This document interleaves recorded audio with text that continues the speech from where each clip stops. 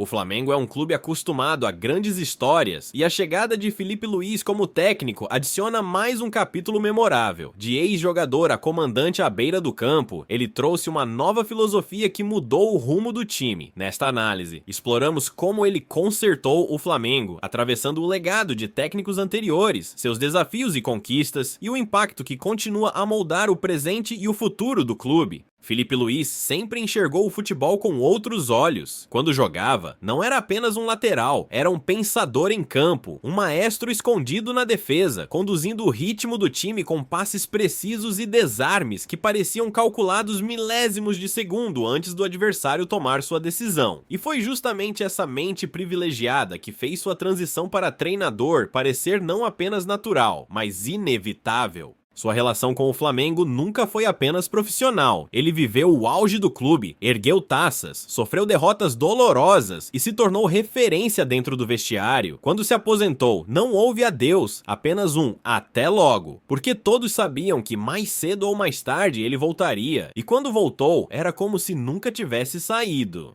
Mas por que o Flamengo precisava tanto dele naquele momento? Para entender o impacto da sua chegada, é preciso olhar para trás, porque antes de Filipe Luís assumir o comando, o clube passou por um período turbulento, uma busca incessante pelo treinador ideal, por um líder que resgatasse a identidade que parecia ter se perdido depois da era Jorge Jesus. Uma busca que passou por nomes promissores, outros experientes, mas que no fim sempre terminava na mesma sensação: algo estava faltando.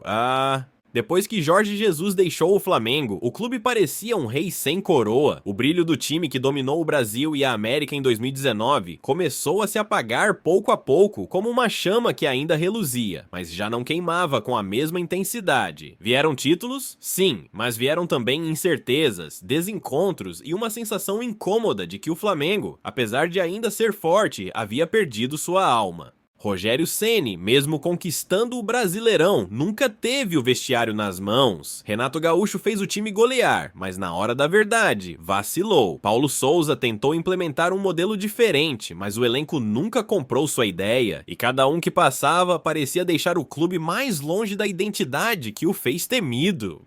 Até que um nome de peso apareceu, um técnico consagrado, um multicampeão, alguém que entendia de futebol como poucos. Tite assumiu o Flamengo prometendo equilíbrio, solidez, experiência, mas nem sempre um grande treinador é o treinador certo. E em pouco tempo, o que parecia ser a solução se transformou em um problema ainda maior. Tite chegou ao Flamengo como um técnico de currículo pesado, um nome que impunha respeito antes mesmo do primeiro treino. O discurso era de estabilidade, organização, um time equilibrado e competitivo, e de fato, o Flamengo sob seu comando parecia mais arrumado, menos vulnerável. Mas havia um problema que a torcida sentia, mas que demorou para ser plenamente compreendido. O Flamengo tinha perdido sua essência.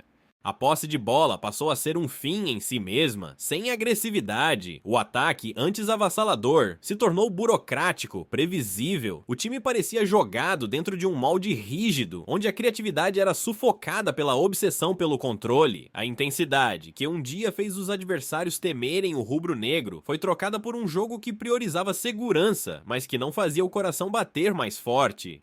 E assim, o Flamengo foi se tornando apenas mais um time, competitivo, sim, mas sem aquele brilho que o diferenciava, sem aquele sentimento de que, a qualquer momento, poderia atropelar qualquer um. Tite queria um Flamengo sólido, mas esqueceu que o Flamengo sempre foi, acima de tudo, um time explosivo.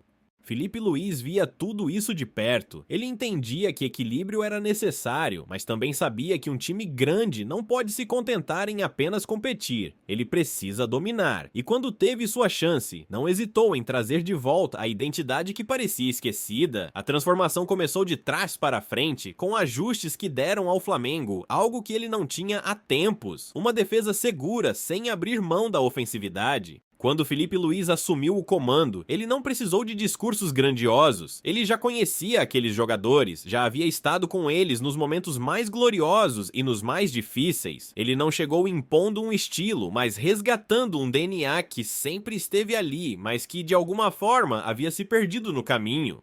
O primeiro passo foi consertar a defesa, mas não de um jeito engessado, não com linhas fixas e posicionamentos estáticos. Felipe sabia que o futebol moderno exige uma defesa que respira junto com o jogo. Seu Flamengo passou a marcar de forma inteligente, ocupando os espaços em vez de apenas correr atrás do adversário.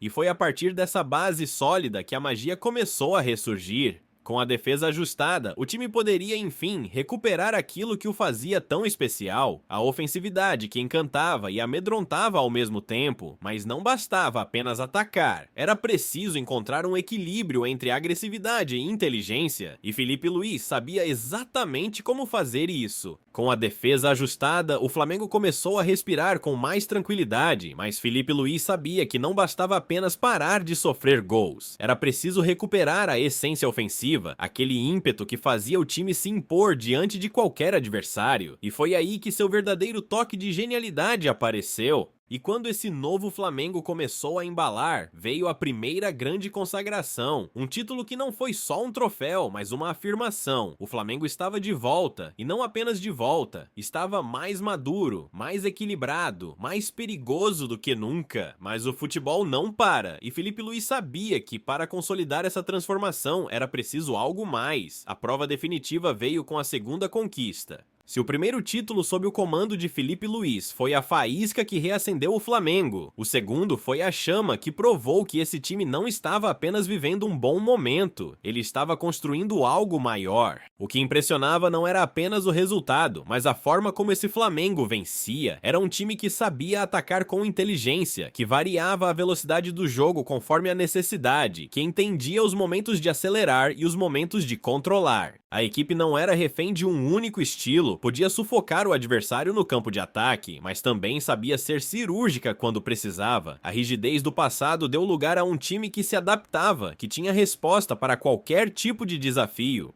Felipe Luiz já não era mais visto como uma aposta, um ex-jogador que tentava a sorte como treinador. Ele era, agora, um comandante com visão, um estrategista que devolveu ao Flamengo o que parecia perdido, mas ele sabia que o futebol não permite pausas, que a evolução precisa ser constante, porque, por mais que o Flamengo estivesse no topo novamente, a pergunta inevitável começava a surgir: o que viria a seguir?